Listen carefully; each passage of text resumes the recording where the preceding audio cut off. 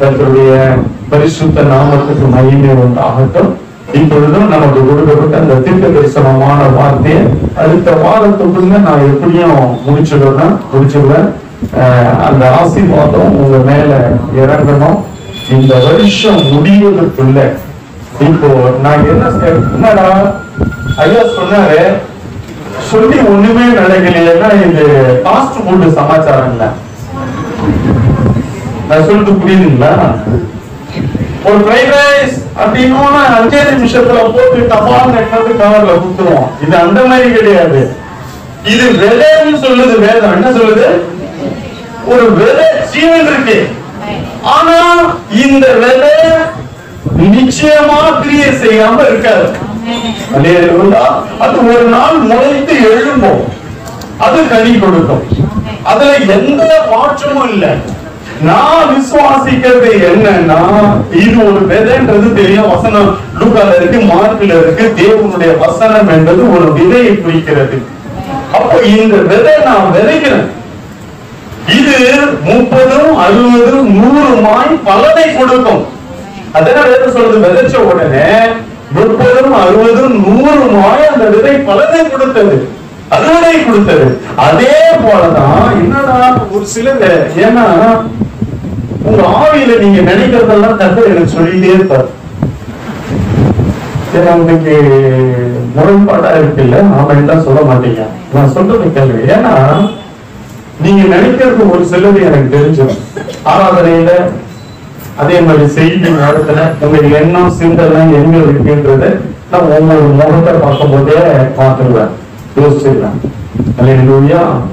அதனால நல்ல கவனிங்க, என்ன நினைக்கிறீங்க எல்லாமே. இயேசு அவர்கள் இருதயத்தின் நினைவுகளை அறிந்து அவர்களோட அதுக்கேற்ற மாதிரி டீல் பண்ணார். அல்லேலூயா. கர்த்தருடைய பரிசுத்த நாமத்துக்கு மகிமை உண்டாகட்டும். இது நான் விசுவாசிக்கிறேன். நான் போடுற விதை நல்ல நிலத்துல விழுகிறது.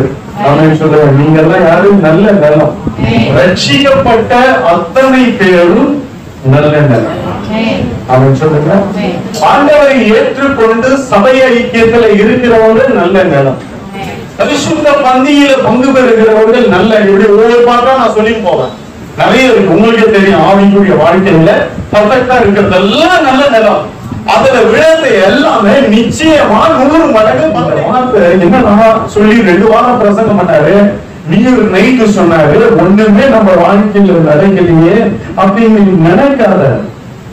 வாழ்க்கை வந்துடுச்சு இல்ல, விதை விழுந்துடுச்சு இல்ல, அது நிச்சயமா முளைக்கிறது பலனை கண்டிப்பா கொடுக்கும். நான் இப்படிதான் இந்த வசனத்தை வைத்து ஜெபிக்கிறேன். அந்த வருஷம் 1ஆம் தேதி இந்த விதையை விதைச்சிருக்கிறேன். தொடர்ந்து விதைச்சிட்டு வரேன். ஒவ்வொரு நாளும் ஒவ்வொரு வாரமும் நான் என் கண்ணீரை ஊற்றி அதுக்கு அது வளரும்படி, அது கனி கொடுக்கும்படி, அது பலனை கொடுக்கும்படி நானும் பிரயாசப்படுறேன். நீங்களும் இந்த வார்த்தையை வைத்து அதுதான் பெருசா போட்டு கொடுத்தேன்.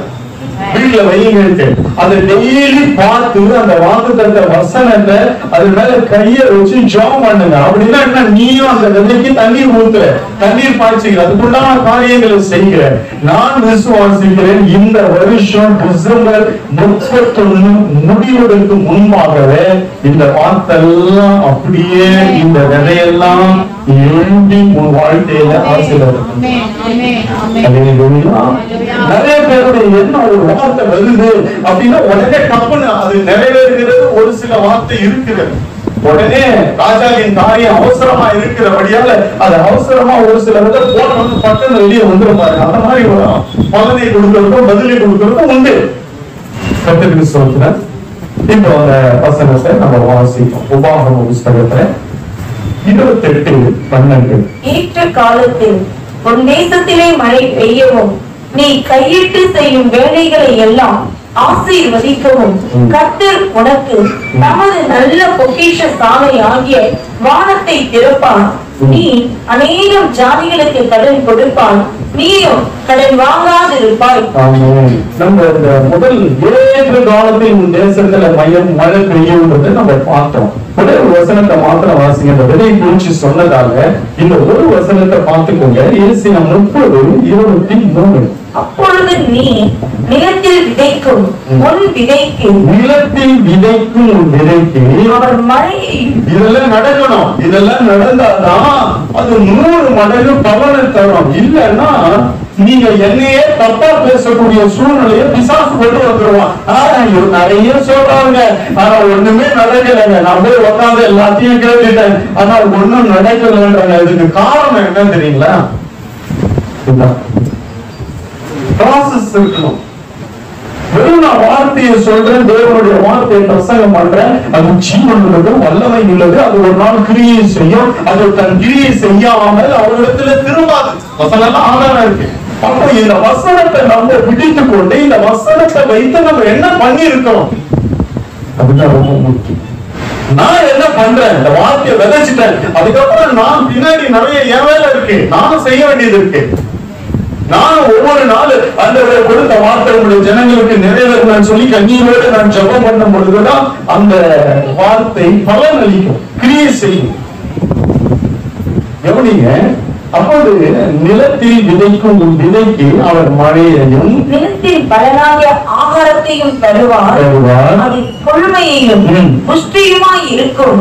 அக்காலத்தில் உன் ஆடு மாடுகள் விஸ்தாரமான மேய்ச்சலுள்ள ஸ்தலத்திலே மேயும். மேய்ச்சல் ஒரு இடம் ஃபுல்லா வளர்ந்து பச்சை பசேன்னு ஆயிடும். அது ஆடு மாடுகளுக்கு கூட ஆசீர்வாதமா ஆயிடும். உனக்கு அது கொள்மையும் புஷ்டியுமாயிடும். அல்லேலூயா. கர்த்தருடைய பரிசுத்த நாமத்துக்கு மகிமை உண்டாகட்டும். இந்த மழையை குறித்து நம்ம 2 வாரம் பார்த்துட்டோம். இப்போ நீ கையிட்டு செய்யும் வேலையெல்லாம் ஆசீர்வதி. அடுத்து நம்ம கையில வைக்கிறத கர்த்தர் ஆசீர்வதிக்கணும். அதுக்குதான் வானத்தை திறக்கப்படாது. ஏற்ற காலத்தில் உன் தேசத்தில் அப்படின்னா உன் குடும்பத்துல, உன் வேலையில, உன் வீட்டுல, உன் வாழ்க்கையில, உன்னுடைய பிள்ளைகள் மத்தியில உன்னோட உண்டான எல்லாத்தையும் ஆசீர்வதிக்க கர்த்தர் ஏற்ற வேலையில மழை கொடுப்பார். ஏற்ற நேரத்துல எல்லா காரியங்கள் நடக்கும். அல்லேலூயா. ஏற்ற நேரத்துல மழை பெய்யவும், அடுத்து நீ கைவிட்டு செய்யும் வேலைகளை எல்லாம் ஆசீர்வதிப்பார். அதுக்கு வானத்தை திறக்க போகிறார். அப்போ நம்ம கைவிட்டு செய்வதெல்லாம் ஆசீர்வதிக்கப்படணும். அதுக்கு உபாகமம் 29:9 திருப்பி கொள்ளுங்க. இப்பொழுதும் நீங்கள் செய்வதெல்லாம் உங்களுக்கு வாய்க்கும்படிக்கு இந்த உடன்படிக்கையின் வார்த்தைகளை கை கொண்டு அவைகளின்படி செய்வீர்களாக. எல்லாமே ஒரு டிமாண்ட், ஒரு கட்டளை, ஒரு நியமனம் வைத்துதான் கர்த்தர் ஆசீர்வாதங்களை கொடுக்கிறார். ஒரு நபருடைய செய்தியை நான் பார்த்தேன். அவர் என்ன சொல்றாரு, வாக்குத்தத்தமா இன்னைக்கு இந்த காலத்துல எல்லாம் சொல்றாங்க. அந்த வாக்குத்தத்தத்துக்கு முன்னாடி பின்னாடி கர்த்தர் நியாய பிரமாணங்களை கொடுக்கிறார், கட்டளை கொடுக்கிறார், தன் உடன்படிக்கையை கொடுத்துக்கிறார். இதெல்லாம் சொல்லாம அவங்க வெறும் வாக்குத்தத்தத்தை கொடுத்து போயிடுறாங்க. ஜனங்களையும் விசுத்திருக்கிறாங்க. ஜனங்களும் அதை நம்பி விழுத்து போறாங்க. ஆனா இருக்கு, ஆனா எல்லாரும் அப்படி இல்லை. நம்ம சபையில அப்படி இல்லை. இல்ல, நம்ம அதெல்லாம் அந்த 10 பகுத்து முடித்து எல்லாத்தையும் சொல்லிதான் இப்படி பண்ணாதான் ஆசீர்வாதம் சொல்லிடுறோம். அவர் மொத்தமா அடிச்சு விட்டாரு. அது தவிர அந்த மாதிரி செய்யக்கூடாது. எல்லாருமே அந்த மாதிரி கிடையாது. இல்ல, எல்லா சபையிலும் அந்த மாதிரி கிடையாது. ஒரு சிலர் இருக்கிறாங்க, அது நம்மளுக்கு தேவையில்லை. ஆனா நான் சொல்றேன், கவனிங்க, இந்த வசனத்துல நீங்க அப்படியே நீங்க கேட்டுட்டே வந்தீங்கன்னா உங்களுக்கே தெரியும். யூடியூப்ல செய்தி இருக்கு, பாருங்க. நான் அந்த ஏற்ற காலத்துல மழை யாருக்கு பெய்யும், எப்ப பெய்யும்ன்றத வசன ஆதாரத்தோடு நான் சொல்லியிருக்கேன். இப்ப திருப்பியும் கையிட்டு செய்யும் வேலையெல்லாம் எப்படி எப்பொழுது ஆசீர்வதிப்பார் என்றால், இந்த வசனத்தை வாசிக்கும் பொழுது, இப்பொழுது நீங்கள் செய்வதெல்லாம் உங்களுக்கு வாய்க்கும்படி இந்த உடன்படிக்கையின் வார்த்தைகளை கை கொண்டு அவைகளின் படி செய்வீர்களாக. நீ கைய வைக்கிறதெல்லாம் ஆசீர்வதிக்கப்படனா இந்த வார்த்தையின் படி செய்ய உன்னை உதவணும். என்ன சொன்னாலும் கேட்கறது இல்லை, இந்த வார்த்தையின்படி வேதத்தை கொடுத்து வாழ்க்கை இல்லை அப்படின்னா எப்படி கர்த்தர் ஆசீர்வதிப்பார்? எப்படி உன் தேசத்துல உனக்கு ஏற்ற நேரத்துல மழை பெய்யும்? நீங்க கையிட்டு செய்யும் எல்லாவற்றையும் கர்த்தர் ஆசீர்வதிக்கிறாரு. யோசேப்பு கைய வச்சதெல்லாம் ஆசீர்வதிக்கப்பட காரணம் என்ன? அவன் கர்த்தருடைய வேதத்தின்படி நடந்த ஒரு புருஷன், வேதத்துக்கு ஒத்து நடந்த மனுஷன், வேதத்துக்கு புறப்பாடு இப்படி அப்படியே சாயாத ஒரு மனுஷன். அதனாலதான் அவன் ஆசீர்வதித்து அவனுடைய முடிவு பாத்தீங்கன்னா மகிமையா இருக்கும். அங்கே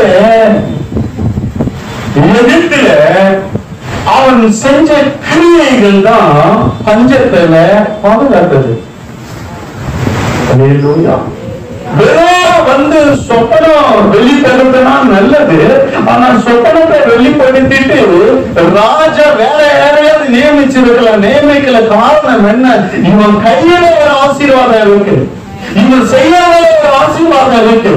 அதனால போத்திபார் வீட்டுல பார்த்தோம், சிறைச்சாலையில பார்த்தோம், இப்ப அரண்மனையில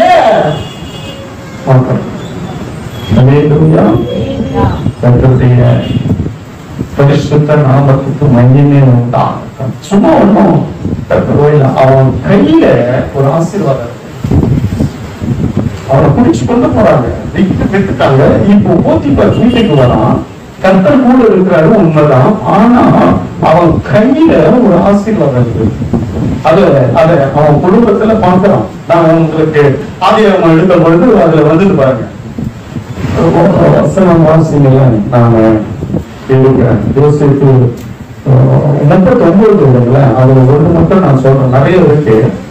3 வருஷம் அவனோட இருக்கிறார் என்றும் அவன் செய்கிற கர்த்தர் இருக்கிறாருங்க, கரெக்ட்.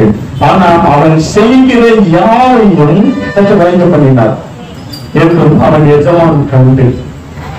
பாருங்க, இன்னொரு 5 வருஷங்கள் அவனை தன் வீட்டிற்கும் தனக்கு உண்டான எல்லாவற்றிற்கும் விசாரணைக்காரன் ஆக்கினது முதல் கொண்டு கர்த்தர் யோசேப்பின் நிமித்தம் அந்த எகிப்திய வீட்டை ஆசீர்வதித்தார்.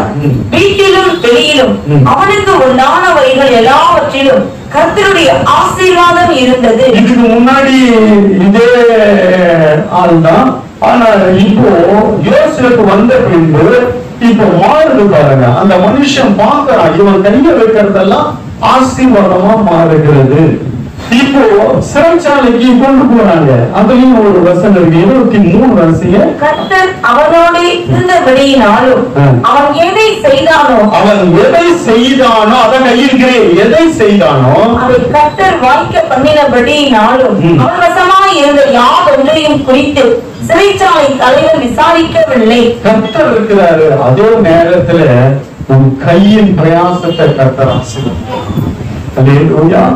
கர்த்தருடைய பரிசுத்த நாமத்துக்கு மகிமை. நம்ம கையிட்டு செய்கிற காரியங்கள் எனக்கு ஊழியம் தான். கர்த்தரை நான் பார்க்கிறேன், கண்கூடா பார்க்கிறேன், நீங்களும் பார்க்கறீங்க, கர்த்தர் ஆசீர்வதிச்சுட்டே வர்றாரு. அதே போல நீங்க செய்கிற வேலை, உங்க வேலை வருமானம் எல்லாம் பெருகணும். நீங்க கையை வைக்கிறது பெருகணும். நீங்க ஒரு சின்ன வேலை செஞ்சிருந்தீங்கன்னா அடுத்தபடிக்கு நீங்க ஒரு சப் கான்ட்ராக்டுக்கு போகணும், அடுத்தபடிக்கு நீங்களே கான்ட்ராக்ட் எடுத்து பண்ணணும். அதுதான் படிப்படியா உயர்வு. அதே நீ வேலை செய்யற இடத்துல போனீங்கன்னா உங்க எஜமான் கொஞ்சத்துல ஆரம்பிச்சிருப்பான், நீ நான் போய் சேர்ந்த உடனே மனமடன பல கம்பெனி ஆரம்பிச்சிருவான். இப்படிதான் இருக்கணும். அப்ப எஜமானுக்கு தெரியும், நீ வந்தது நிமித்தம் முன்னாலதான், உன் வேலைனாலதான், நீ கைய வச்சதாலதான் இவ்வளவு பெரிய ஆசீர்வாதம் என்பதை அவன் சாட்சி சொல்லும்படி கர்த்தர் வைத்தான். அங்க அப்படிதான் நடந்தது போத்திபார் வீட்டுல, சிறைச்சாலையில. அவன் எதை கையில வைக்கிறானோ அதுக்கு மிக முக்கியமான காரணம் என்னவென்றால் 29 உபாகமம் 29:9 தான் மிக முக்கியம். வாசிங்க, மறுபடியும் அந்த வசனத்தை வாசிங்க. இப்பொழுது நீங்கள் செய்வதெல்லாம் உங்களுக்கு வாய்க்கும்படிக்கு இந்த உடன்படிக்கையின் வார்த்தைகளை கை கொண்டு அவைகளின்படி செய்வீர்களாக. அப்போ நம்ம கர்த்தருடைய வார்த்தையை கை கொண்டா, அதன்படி நடந்தா, அது இல்லையா? ஒருவேளை இதுக்கு முன்னாடி நீங்க நடந்திருக்கலாம், அப்ப இந்த வருஷம் நீங்க பலனை பார்ப்பீங்க. நடக்கலன்னா இப்ப ஒர்க்கு கொடுத்தீங்கன்னா இந்த வருஷம் முடிவதற்குள்ள இந்த பலனை பார்ப்பீங்க. நான் அப்படிதான் ஜெபித்து கொண்டு வார்த்தையை விதைச்சிட்டாண்டவரை சீக்கிரமா அது முளைச்சி எழும்பணும். ஒரு விதை கூட வீணா போயிடக்கூடாது. இது எங்க வார்த்தை ஆண்டவரை எல்லாருக்குள்ள அது கிரியை செஞ்சு எழும்பணும். விதையில வந்து எந்த பிரச்சனையும் கிடையாது. எப்பவுமே நல்லா கவனிங்க, விதை எங்க போட்டாலும் முளைச்சிடும். இருக்கிற இடம் தான் முக்கியம். ஒரு சில விதைகள் கல்பாறை அழக, ஒரு சில விதைகள் முள்ளுள்ள வேலி அழக, ஒரு சில விதைகள் வழி ஓரத்துல, ஒரு சில விதைகள் நல்ல நிலத்துல. ஆனா எல்லாமே முளைச்சது. விதைகிட்ட ஏதாவது பிரச்சனை இருந்ததா? இல்ல. ஆனா இடம் அது வளர விடாதபடி, அது பலனை கொடுக்காதபடி தடுத்து விட்டது. அதுதான் இறுதியானது வேதம். அதுவே கர்த்தருடைய பரிசுத்த நாமத்துக்கு மகிமை உண்டாகட்டும். இப்போ நீங்க செய்வதெல்லாம் வாய்க்கும்படி, இந்த வார்த்தையின்படி நீங்க நடக்க ஒப்பு கொடுத்தீங்கன்னா கர்த்தர் நீங்க செய்யறத வாய்க்கப்பட்டுவார். ஆமே. இன்னொரு வசனங்களுக்கு உதாரணம் 28வது அதிகாரம் 8 வசனம். கர்த்தர் உன் களஞ்சியங்களிலும் நீ கையிடும் எல்லா வேலையிலும் உனக்கு ஆசீர்வாதம் கட்டளை இடுவார். உன் தேவனாகிய கர்த்தர் உனக்கு கொடுக்கும் தேசத்திலே உன்னை ஆசீர்வதிப்பார். நீ உன் தேவனாகிய கர்த்தரின் கட்டளைகளை கை கொண்டு அவர் வழிகளில் நடக்கும் போது கர்த்தர் உனக்கு ஆணையிட்டபடியே முன்னாடி வசனம் சொன்னபடியே, இந்த வாக்குத்தத்தங்கள்லாம் சொன்னபடியே ஆணையிட்டபடியே உன்னை தமக்கு பரிசுத்த ஜனமாக நிலைப்படுத்துவார், தூக்கி நிறுத்துவார், உயர்வான ஜாதியாய் பரிசுத்த ஜாதியாய் நிலைப்படுத்துவார், ஆசீர்வதித்து. அல்லேலூயா. கர்த்தர் உன் களஞ்சியங்களிலும் நீ கையிடும் எல்லா வேலைகளிலும் உனக்கு ஆசீர்வாதம் கட்டளையிடுவார். உன் தேவனாகிய கர்த்தர் உனக்கு கொடுக்கும் தேசத்துல நீ ஆசீர்வாதமா இருப்பார். அல்லேலூயா.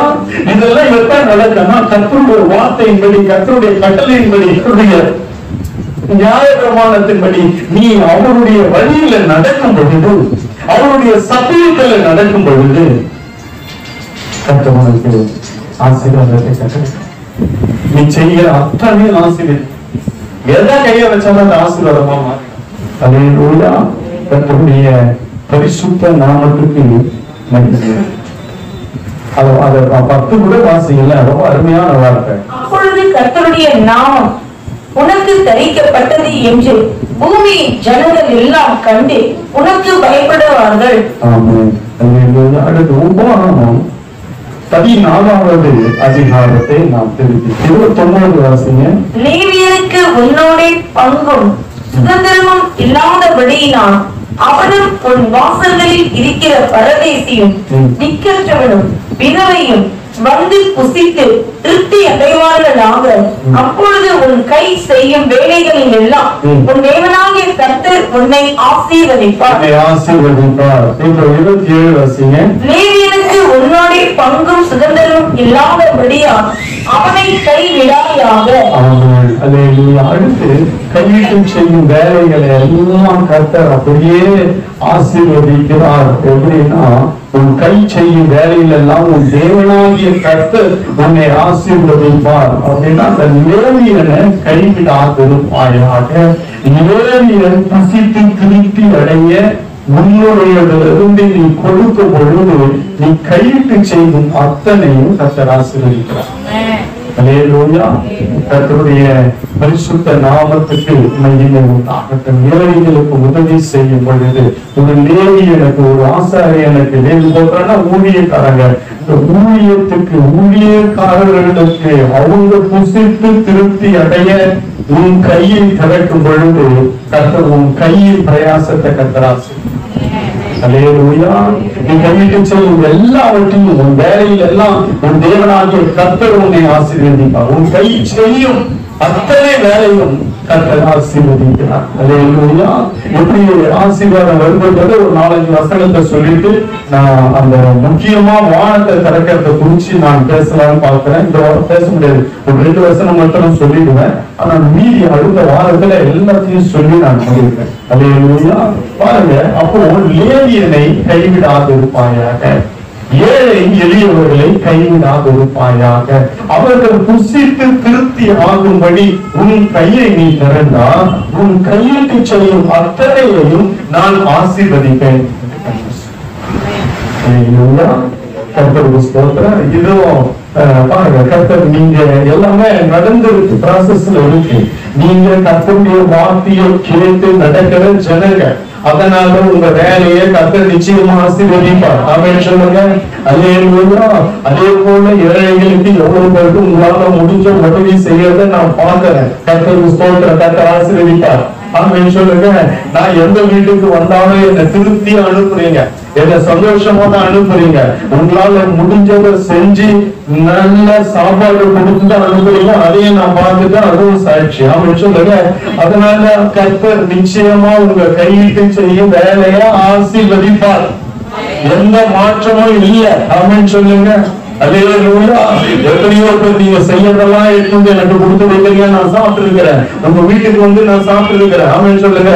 நான் சாப்பிட்டு திருப்தியா தான் போயிருக்கேன். என்ன வெறுமையா நீங்க அனுப்பல. நான் எத்தனை பேர் என்னாலதான் முடியாது மானான்னு சொன்னாலும் நீங்க விடுறதே இல்லை, நான் பார்த்துட்டேன்.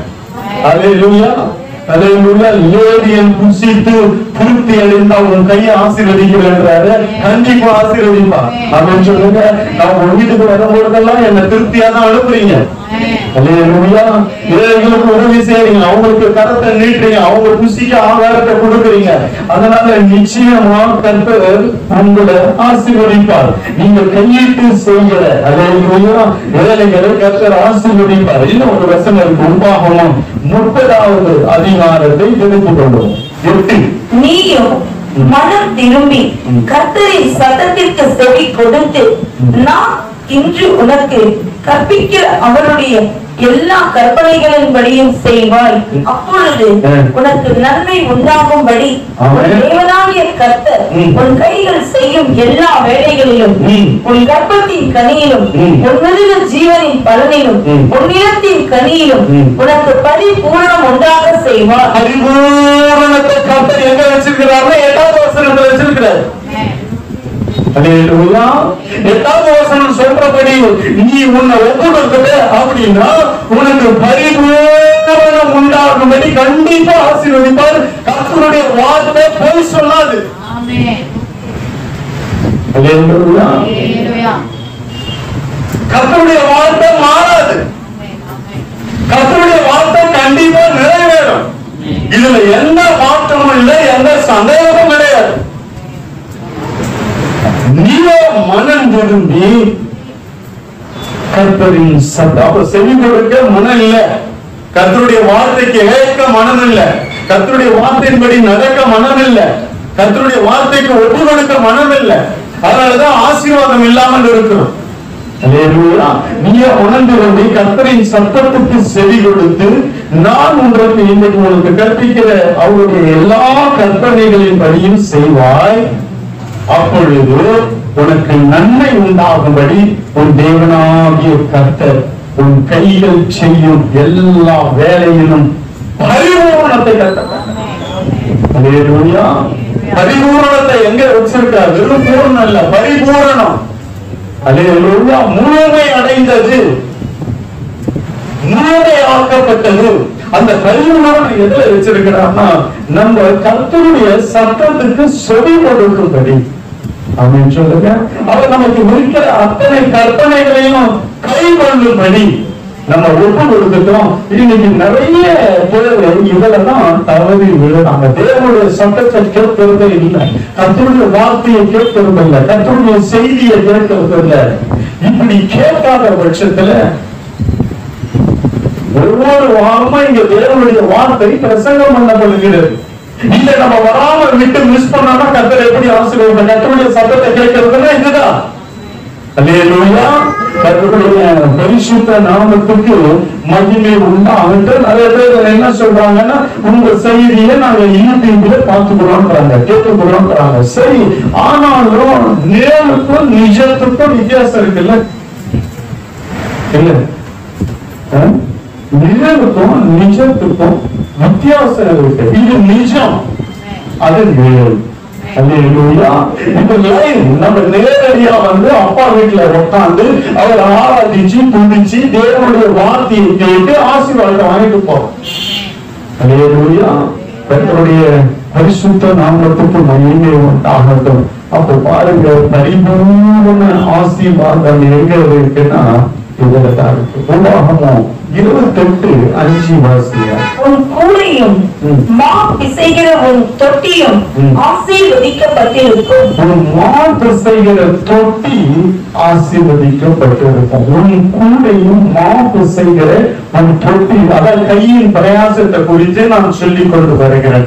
இது எப்படி ஆசீர்வதிக்கப்படனா, இதுக்கெல்லாம் ஒத்து அங்கங்க வசனம் இருக்கும். நீங்க இது ஒண்ணு எடுத்துட்டீங்கன்னா இந்த ஒண்ணுக்கு வேற எங்கேயோ அர்த்தம் இருக்கும். ஜோடி இல்லாத வார்த்தைகள் இல்லைன்ட்டு வேதத்துல இருக்கு தெரியுமா உங்களுக்கு? எதுல தெரியும்? ஜோடி இல்லாம வார்த்தை இல்ல, எல்லாத்துக்கும் ஜோடி இருக்கு. அல்லேலூயா. அப்ப பாருங்க, இங்க என்ன சொல்றாரு? உன் கூடையும் மாப்பு செய்கிற உன் தொட்டியும் ஆசீர்வதிக்கப்பட்டிருக்கும். அப்போ அது கையின் பிரயாசம். அல்லேலூயா. உன் கூடையில நீ கூடையில கொண்டு போகிறது ஆசீர்வதிக்கப்படும். மாப்பு செய்கிற உன் தொட்டி, உன் ஃபேக்டரி, சொல்லுங்க, உன் கம்பெனி, நீ செய்கிற வேலை ஆசீர்வதிக்கப்படும். இதுக்கு பதில் என்ன இருக்குன்னா, எசேக்கியேல் 44:30 வாசிங்க. முதல் கனிகளில் எல்லாம் முந்தின பலனும் நீங்கள் காணிக்கையால் செலுத்தும் எவ்விதமான பொருள்களும் ஆசாரியர்களுடையதாக இருப்பதாக உங்கள் வீட்டில்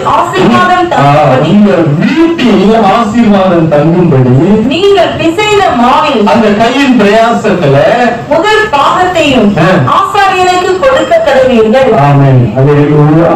கர்த்தருடைய பரிசுத்த நாமத்துக்கு நாம இந்த வார்த்தை வருகிறதாலதான் இந்த வார்த்தையெல்லாம் உங்களுக்கு சொல்றேன். அல்லேலூயா. பாருங்க, உங்க வீட்டில் ஆசீர்வாதம் தங்கும்படி உன் கூட உன் வீட்டில் செய்கிற மா தொட்டியும் ஆசீர்வதிக்கப்பட, அதாவது அது தங்கும்படி நீங்கள் பிசைந்த மாவில் முதல் பாகத்தை ஆசாரியனுக்கு கொடுக்கப்பட்டீர்கள். அல்லேலூயா. கர்த்தருடைய பரிசுத்த நாமத்துக்கு மகிமை உண்டாகட்டும். அப்போ ஆசாரியர்களுக்கு ஊழியம் செய்கிறவர்களுக்கு விளைஞ்சதுல முதல் அறுவடையில கொஞ்சம் எடுத்து கொடுப்பாங்க. அது இன்னும் இருக்கு கிராம பகுதியில. கோழி ஆடெல்லாம் கூட எடுத்து வந்துருவாங்க ஒரு சில நேரத்துல கிராமத்துல சபையில. நாங்க இருந்த சபையில அப்படிதான் அந்த முட்டை அதெல்லாம் எடுத்து வந்துருவாங்க. ஐயோ, அதெல்லாம் தூக்கி போன ட்ரெயின்ல கஷ்டம் சொல்லி இது பண்ணுவோம். இந்த மாதிரி காய்கறிங்க வடநாட்டுல இன்னைக்கு நாங்க ஊழியத்துக்கு போனா அங்க விளைஞ்ச அரிசி வச்சு அந்த அரிசி மேல அந்த ரூபாவை சொல்லி வச்சுட்டு முன்னாடி வைப்பாங்க. காய்கறிங்க நிறைய இவ்வளவு பெரிய கத்திரிக்காய் அறுத்து எடுத்து வருவாங்க தோட்டத்துல இருந்து. அறுத்து இன்னைக்கு கத்திரிக்காய் அறுவடை பண்ணோம் அப்படின்னு சொல்லி கேரட் அறுவடை பண்ணுவோம். அந்த மாதிரி நாங்க வட மாநிலத்துல எல்லாம் அதை பார்ப்போம் கிராமத்துல, கிராம சபை. இப்போ சிட்டில அதெல்லாம் போயிடுச்சு. இப்ப யாரும் விவசாயமும் பண்றது இல்ல, யாரும் விவசாயமும் பண்றது இல்லை. விவசாயம் பண்ணா பரவாயில்ல, எதுவும் கிடையாது. அப்போ பாருங்க, ஏதோ ஆனா ஏதாவது ஒரு முதல் பலனை ஒரு ஆசாரியின் இடத்துல கொண்டு வரும்பொழுது அவங்க கையின் பிரயாசத்தை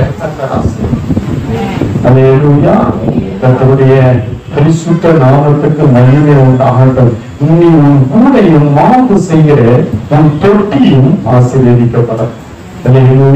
அப்போ அதுக்கு நம்ம என்ன பண்ணணும்? அதுதான் அங்கங்க என்னென்ன பண்ணணும்னு சொல்லி வச்சிருக்கு. அதை பண்ணும் பொழுது கர்த்தர் செய்கிறார். அப்போ முதல் பாகத்தை அந்த பிசைகிற மாவுல முதல் பாகத்தை ஒரு ஆசாரியின் இடத்துல கொண்டு வரும்போது அந்த கையின் பிரயாசத்தை கர்த்தர் ஆசீர்வதிக்கிறார். கர்த்தருக்கு ஸ்தோத்திரம். கர்த்தர் நல்லவர். ஆமென். அல்லேலூயா. இப்போ அந்த உபாகமம் 28:12 திருப்பிக் கொள்ளுங்க. ஏற்ற காலத்தில் உன் தேசத்தில் மழை பெய்யவும் நீ கையிட்டு செய்யும் வேலைகளை எல்லாம் ஆசீர்வதிக்கவும். இப்ப இது ரெண்டு நடக்கணும்னா இப்ப கர்த்தர் என்ன பண்ணணும்? இது ரெண்டு செய்ய நான் சொன்ன சத்தியத்தெல்லாம் கேட்டு கீழ்படிச்சீங்கன்னா இன்னும் புரியல, எனக்கு சரியா தெரியும்னா திருப்பி அந்த வீடியோவை பாருங்க, போன வாரம் பாருங்க, முந்தின வாரம் பாருங்க, எல்லாம் தெளிவா இருக்கும், கரெக்டா இருக்கும். அந்த வார்த்தையெல்லாம் கேட்டு நடந்தீங்கன்னா கர்த்தர் இப்ப அடுத்து என்ன செய்ய போறாரு? இது ரெண்டு நடக்க, பின்னாடி இருக்கிறது நடக்க அவர் தமது கர்த்தர் உனக்கு தமது நல்ல பொக்கிஷ சாலை ஆகிய வானத்தை திறப்பார். திறந்த உடனே நீ அநேகம் ஜாதிகளுக்கு கடன் கொடுப்பாய், நீயோ கடன் வாங்காமல் இருப்பாய். இந்த மூணாவது காரியம் எப்ப நடக்கணும்? முதல் ரெண்டு நிறைவேறும் பொழுது இந்த மூணாவது நடக்கும்.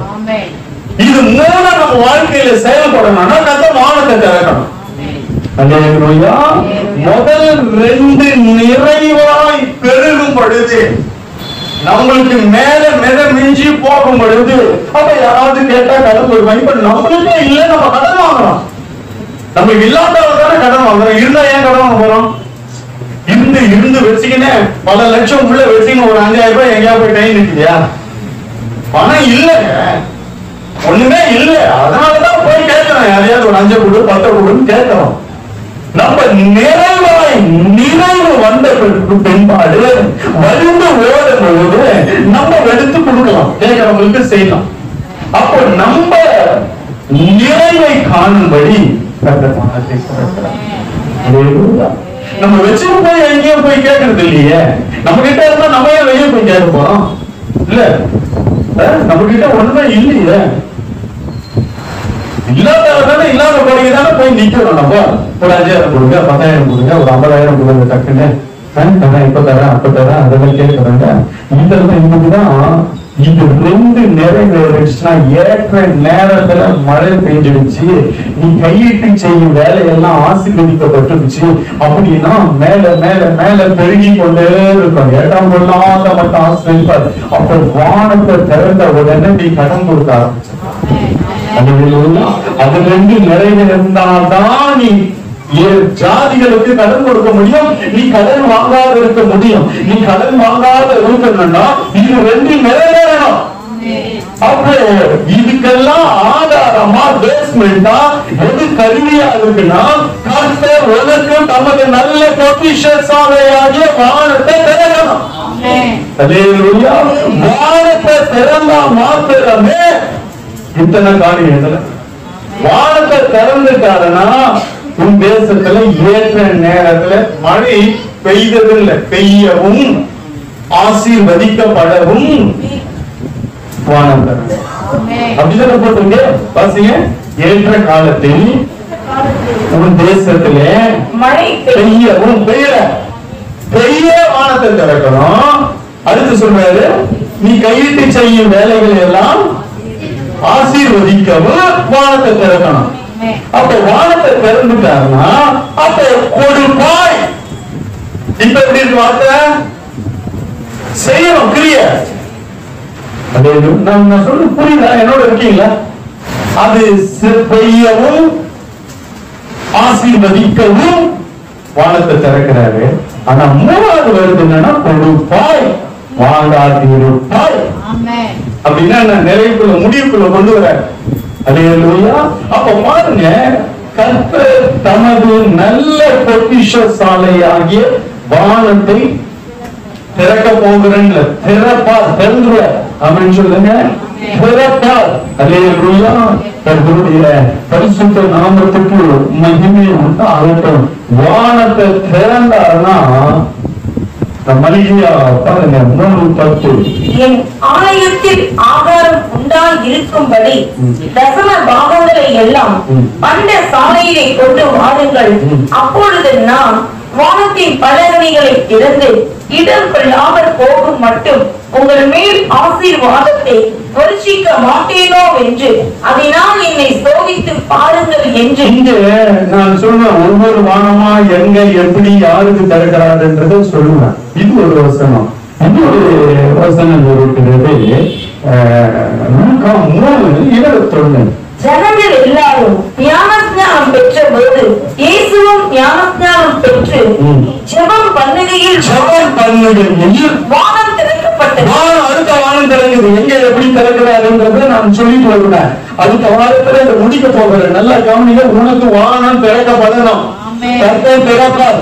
நீ ஆயத்தமா இருக்கணும், நீ தயாரா இருக்கணும். அதை வாங்கி கொள்ள, பெற்றுக்கொள்ள உன் இருதயம் பக்குவப்படணும். அல்லேலூயா. வானத்தை திறந்து இடம் கொள்ளாத மட்டும் ஆசீர்வதிப்பார். எதுலன்னா காணிக்கை தசம பாகத்துல. இன்னொரு இடத்துல ஞானஸ்நானம் பெற்று அவர் ஜெபம் பண்ணுகையில் வானம் திறக்கப்பட்டது. அல்லேலூயா. அடுத்து இன்னொன்னு அது நான் சொல்றேன். பரிசுத்த ஆவியினால நிரம்பின வானம் திறக்கப்படும். பரிசுத்த ஆவியினால நிரம்பி வானத்தை பார்க்கிறோம். வானம் திறந்திருக்கிறதையும் அங்கே மகிமையான இயேசு நின்று கொண்டிருப்பதையும் பார்க்கிறோம். பரிசுத்த நாமத்துக்கு மகிமை உண்டாகட்டும். இப்படி நிறைய காரியங்கள், ஒரு 4-5 காரியங்களை சொல்லுங்க, எப்படி எல்லாம் வானம் திறக்கப்படுகிறது என்பதை. அல்லேலூயா. காணிக்கை தசம பாகத்துல கர்த்தர் வானத்தை திறக்கிறார். அதில் உண்மையா இருக்கிறவர்களுக்கு கர்த்தர் இந்த வருஷத்துல வானத்தை திறப்பார். ஏன்னா நீ நிறைய செஞ்சிருக்கிற, நிறைய கொடுத்திருக்கிற. அல்லேலூயா. அது எனக்கு தெரியும், கர்த்தருக்கு தெரியும். அல்லேலூயா. எந்த அளவுக்கு தேவ ராஜ்யத்துல விதைத்திருக்கிறீங்க என்பது கர்த்தருக்கு தெரியும். அல்லேலூயா. கர்த்தர் மறுபடியும் உங்களுக்கு வானத்தை திறந்து கொடுப்பார். அல்லேலூயா. கொடுக்க அத்தனை பேர் இருக்கும். அப்ப கொடுக்கலன்னா எனக்கு இல்லையா, உனக்கு தான் அப்படின்னு சொல்லுங்க. இதுக்கு ஒண்ணு அந்த சத்தியத்துக்கு ஒப்பு கொடுத்துட்டாலுமே போதும். அப்ப நான் சரியா கொடுக்கறது இல்லையே, கட்டுறது இல்லையே, பண்றது இல்லையே அப்படின்னா உனக்கும் கொடுக்க, உனக்கும் தான் இந்த வார்த்தை. நீ ஆண்டவரே இந்த வருஷத்துல இருந்து நான் அதை கரெக்ட் பண்ற ஆண்டவரே, என்னை ஒப்பு கொடுக்கிறேன் ஆண்டவரே என்று சொன்ன உடனே கர்த்தர் உனக்கும் வானத்தை திறப்பார். அல்லேலூயா. கர்த்தருடைய பரிசுத்த நாமத்துக்கு மகிமை உண்டாகட்டும். தேவன் சொன்ன கொஞ்சம் நல்ல கவனிங்க. கர்த்தர் இடம் கொள்ளாத மட்டும் ஆசீர்வதிக்கிறார். இடமே இருக்காது, இடமே இருக்காது. போகின்ற அளவுக்கு கர்த்தர் உன்னை கொண்டு வந்து விடுவார். ஜாதிகளுக்கு கடன் கொடுக்கும்படி கர்த்தர் வச்சிருவார். அல்லேலூயா. அப்ப பாருங்க, வானத்தை திறக்கணும்னா இந்த காணிக்கையிலும் தசம பாகத்திலும் நம்ம உண்மையா இருக்கும் பொழுது கர்த்தர் நம்மை ஆசீர்வதிக்கிறார். அல்லேலூயா. கர்த்தருடைய பரிசுத்த நாமத்துக்கு மகிமை உண்டாக. இந்த வருஷம் கூட நான் கேலண்டர் போடும்பொழுது, வாக்குத்தத்தம் போடும்பொழுது நிறைய பேர் சொன்னாங்க, ஐயா அப்படியே அதுல ஜிபே போடுங்க, போன் போடுங்க. இது உள்ளத்தின் அன்பை சார்ந்தது. கேட்டு அடித்து மிரட்டி கேட்டு வாங்குவது அல்ல. அப்படின்னு சொல்லுங்க. அல்லேலூயா. அது சொன்னாங்க, நீங்க செய்தி போடுறீங்கல்ல, அந்த செய்தியிலேயே வந்து நடுவுல எத்தனை ஊழியக்காரங்க போடுறாங்க. எல்லாரும் சொன்னாங்க, யூடியூப்ல செய்தி வரும்போது நடுவுல பாத்தீங்களா, நிறைய செய்தியில உங்களை சொல்ல என்ன சொன்னாங்க, என்ன கேட்டாங்க பாத்தீங்களா, எல்லாரும் வந்து GPay, PhonePe, bank number, account number இதெல்லாம் உங்க செய்தியில நுழைச்சி விடுங்க. என்ன நுழைக்கிறது? கொடுக்கறவங்க கர்த்தர் கிரியை செய்யட்டும், கொடுக்கட்டும். போன்பே, அந்த பே போடு, அது போடு, போன் நம்பர் தான் பாருங்க, அப்படி கையில் நின்று அந்த சைடு போன் நம்பர் இருக்கு. பாக்குறவங்க கர்த்தர் உணர்த்தலாம் அனுப்பட்டும். அதையே நம்ம போட்டு கேட்கிற மாதிரி பண்றது. ஆசீர்வாதம் கர்த்தருடையது. கர்த்தர் சொல்லாம, கர்த்தர் கிரியை செய்யாம யாருமே ஒண்ணுமே கொடுக்க முடியாது. உணர்ச்சி வசமா கொடுத்தா அது ஆசீர்வாதம் இருக்காது, அது பெருகாது. கர்த்தர் சொல்லி, கர்த்தர் ஏவி அதை நம்ம கொடுக்கிறோம் பாருங்க, அதுதான் அப்படியே மலன்னு பெருகும். ஆமென் சொல்லுங்க. அல்லேலூயா. இன்னைக்கு நீங்க எல்லாம் கொஞ்சம் கொஞ்சமா படிப்படியா வளர காரணம் என்ன? இன்னைக்கு மடமடன் வளர்ந்துட்டு வரீங்களே, காரணம் என்ன? இன்னைக்கு மடமடன் கர்த்தர் உங்களை ஆசீர்வதிக்க காரணம் என்ன? கர்த்தர் உணர்த்தி, கர்த்தர் சொல்லி அந்த ஏவுதலை நாள வந்து கொடுக்கிறோம் பாருங்க, அதுதாங்க ஆசீர்வாதம். அல்லேலூயா. போன்பே, ஜிபே போட்டு நான் வந்து இந்த போன் நம்பர்ல பாத்தீங்கன்னா மேல ஜெப உதவின்னு போட்டிருப்பேன், பாத்திருக்கீங்களா? ஜெப உதவியை எடுத்துட்டு நாங்க அதை போட்டோம்னா கர்த்தர் என் ஊழியத்துல என்ன செய்ய முடியும்? ஒண்ணுமே செய்ய மாட்டார். போடா அப்படியே அதையே நம்பி ஓடுறா அப்படின்றாரு. அல்லேலூயா. அந்த நம்பர் ஜெபம், அந்த நம்பர்ல இருக்கு, எல்லாமே ஜிபே இருக்கு, போன் பே இருக்கு. அதை நான் சொல்லி வெளிப்படுத்துறதுன்னு கிடையாது. கர்த்தர் உணர்த்தி அவங்க பார்த்தா போன் நம்பர்ல, இன்னைக்கு போன் நம்பரை வச்சுக்கிட்டு என்ன வேணாலும் பண்ணலாம் அப்படின்னு சொல்லுங்க. அல்லேலூயா. எல்லாம் அனுப்பலாம், பண்ணலாம், எல்லாமே செய்யலாம். கர்த்தர் உணர்த்தாம நம்ம போய் சொல்லி நம்ம அந்த போர்டை போட்டு கேலண்டர்ல போடுனாங்க, வாக்குத்தத்தத்துல போடுனாங்க, யூடியூப்ல என்னங்க செய்தி நடுவுல எதுவுமே வரல, அப்படியே பிளாங்கா போகுது. நீங்க அதை போட மாட்டீங்களா? உங்களுக்கு எதுவும் வேணாவா? கர்த்தர் கொடுக்கணும், கர்த்தர் ஆசீர்வதிக்கணும். அல்லேலூயா. அல்லேலூயா. இப்படி கேட்டு வாங்குறதோ இல்ல இதை போட்டு அதை போட்டு இதை பண்ணி அதை பண்ணி வாங்குறதோ அப்படி இல்லை. அல்லேலூயா. தேவனுடைய செய்தி போய்கொண்டே இருக்கும். கூட்டுல நான் இதை விட்டேன்னு வச்சுங்க, மனசு மாறிடும், சிந்தை மாறிடும், அந்த செய்தியினுடைய சாராம்சம் போயிடும். அல்லேலூயா. நல்ல ஊழியக்காரனா மதிப்பா இருக்கிறான், அதுல ஒரு கெட்ட பேர் வந்துடும், இப்படி நிறைய வந்துடும். கர்த்தருடைய பரிசுத்த நாமத்துக்கு மகிமை உண்டாகட்டும். கர்த்தர் விசுத்தமான வானம் அடுத்த வாரம் யாருக்கு எப்படி எல்லாம் திறக்கிறாரு, எங்கெங்க திறந்து வச்சு கர்த்தர் ஆசீர்வதிக்கிறார். அல்லேலூயா. கண்டிப்பா உனக்கு வாசல்ல திறப்பாருங்க. அல்லேலூயா. வெண்கல கதவுகளை உடைத்து இரும்பு தார்பால்களை முறித்து பொக்கிஷத்தெல்லாம் கர்த்தர் உனக்கு கொண்டு வரும்படி தமது வானத்தை திறப்பார். அல்லேலூயா. வானத்தை திறந்து இடம் கொள்ளாத மட்டும் ஆசீர்வாதத்தை கர்த்தர் கொடுப்பார். அல்லேலூயா. கீழே பூமியில இருக்கிற ஆசீர்வாதம் வேறங்க, மேல இருக்கிற ஆசீர்வாதம் வேற. அல்லேலூயா. மேல இருக்கிற ஆசீர்வாதத்தை குறிச்சு நான் அடுத்த வாரம் பேசுறேன் பாருங்க. அதுல என்னென்னலாம் இருக்கு, அங்க இருந்து இறங்கிடுச்சுன்னா இங்க டப்பு டப்பு டப்புன்னு எல்லாம் விலகும், எல்லாம் உதரும். அல்லேலூயா. எல்லாம் கொண்டு வந்து கொட்டும். இங்க கீழே இருக்கிறதெல்லாம் உங்ககிட்ட மேக்னெட் மாதிரி வரணும்னா மேல திறக்கப்படணும். மேல திறக்காதாலதான் இன்னைக்கு எவ்வளவு எத்தனை ஆயிரம் வந்தாலும் லட்சம் வந்தாலும் போதல. காரணம் என்ன? இங்கேயே சுத்திட்டு இருக்கிறோம். அது மேல மேல இருக்கிற ஆசீர்வாதம் ஊத்திடுச்சுன்னா அது பெருக ஆரம்பிச்சிடும். ஜாதிகளுக்கு கடன் கொடுப்பாய் நீ. அல்லேலூயா. மேல இருந்து ஊத்தணுங்க, மேல இருந்து இறங்கணுங்க, மேல வானம் திறக்கப்படணுங்க. எல்லா கண்களையும் மூடி ஒரே நிமிஷம் எல்லா கண்களையும் மூடி, அன்பின் பரலோக பிதாவே, இயேசு கிறிஸ்துவின் நாமத்தில் உம்முடைய பரிசுத்த சமூகத்தில் வருகிறோம் ஆண்டவரே. இப்பொழுதும் கூட ஆண்டவரே, உம்முடைய பிள்ளைகளுக்கு இந்த வாக்குத்தத்த வசனம் நிறைவேறணும் ஐயா. இந்த வாக்குத்தத்த வசனம் முடிவுக்கு வந்து வைக்கிறோம். வானம் திறக்கப்படணும் ஐயா, வானம் திறக்கப்படட்டும் இயேசுவின் நாமத்துல. எல்லா தேவ பிள்ளைகளுக்கு உங்க வார்த்தையின்படி வானத்தை திறக்கணும் ஆண்டவரே. வானத்தை திறந்து இடம் கொள்ளாத மட்டும் ஆசீர்வாதத்தை உம்முடைய பிள்ளைகள் மீது நீர் வருஷிக்க பண்ணணும். உங்க நல்ல பொக்கிஷ சாலையாகிய வானத்தை திறங்கப்பா ஆண்டவரே. உங்க மேல இருக்கிற ஆசீர்வாதம் இப்பொழுது எல்லார் மேல வருஷிக்கப்படணும். இன்னைக்கு வார்த்தையை வைத்துட்டோம் ஆண்டவரே. கர்த்தர் ஆசீர்வதித்து உம்முடைய பிள்ளைகள் எல்லாரும் இந்த சபை ஐக்கியத்தில் இருக்கிற ஒவ்வொருவரும் ஆண்டவரே ஜாதிகளுக்கு கடன் கொடுக்கும்படி, இனி கடன் வாங்காது இருக்கும்படி என் தேவன் ஒரு பெரிய ஆசீர்வாதத்தை உம்முடைய பிள்ளைகளுக்கு கட்டளையிடுவீராக. ஏற்ற காலத்துல மழை பெய்யட்டும் ஐயா. கையிட்டு செய்யும் வேலையெல்லாம் ஆசீர்வதிக்கப்படட்டும். உம்முடைய பிள்ளைகளுக்கு உமது நல்ல பொக்கிஷ சாலையாகிய வானத்தை கர்த்தர் திறப்பீராக. வல்ல கரத்தில் ஒப்புக்கொடுக்கிறேன் இயேசுவின் மூலம் பிதாவே.